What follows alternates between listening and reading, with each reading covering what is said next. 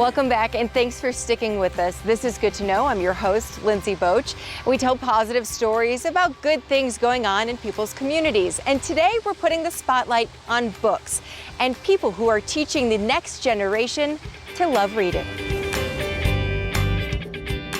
So we sat in the, what's that?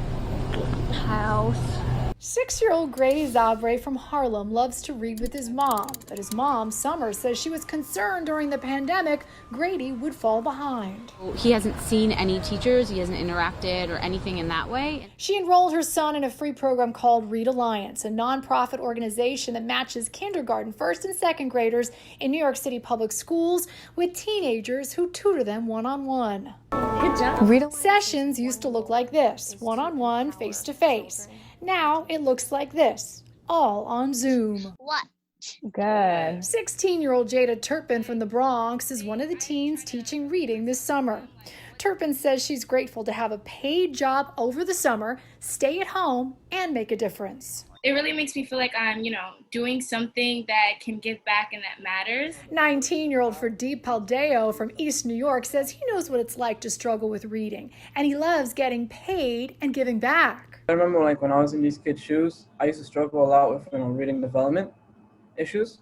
And now that I have the opportunity to work for Read Alliance, it feels like I'm giving back to my community. Danielle Guindo, executive director of Read Alliance, says they've hired 82 teenagers as individual reading tutors, making minimum wage or more. We truly harness the power of teens. Teachers work with these teens and mentor them and say these teenagers become like virtual big brothers and sisters. So they get a chance to sit with this role model who is already in high school, going to college. Ooh, I can be like them. It's great that students are able to continue where they left off. We see that growth, and we know exactly where the kid is when the kid returns to you in class. Back to Grady, who has passed the biggest test of success, says his mom.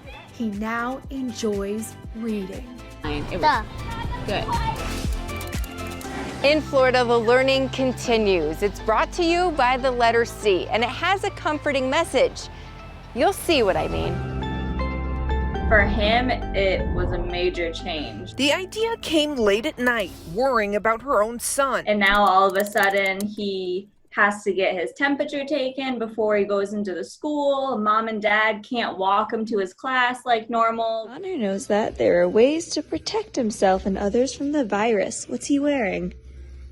Mask. That's how C for coronavirus was born. For him, seeing himself and seeing the word Connor knows that and seeing the mask and the pictures, it's really helping him kind of connect one-on-one to get used to what our new normal is. A brand new children's book written by Polk County teacher and mom Lindsay Gendro. So Connor knows that, and then that's supposed to be kind of coronavirus. A way to break down the virus into simpler terms so kids can understand why it's so important to wear a mask. And she says it's working. He's getting more used to wearing his mask more often. The early education teacher says when school is back in session, she'll read it to her own class too. I mostly wrote it for, toddlers, preschool kids, that age, but then older kids, as you're in kindergarten, first or second, it's even a book that they could potentially read on their own and then be able to kind of start that conversation with the teacher or other adults. We're wrapping things up with a little art project. Stick around, be inspired. It's good to know.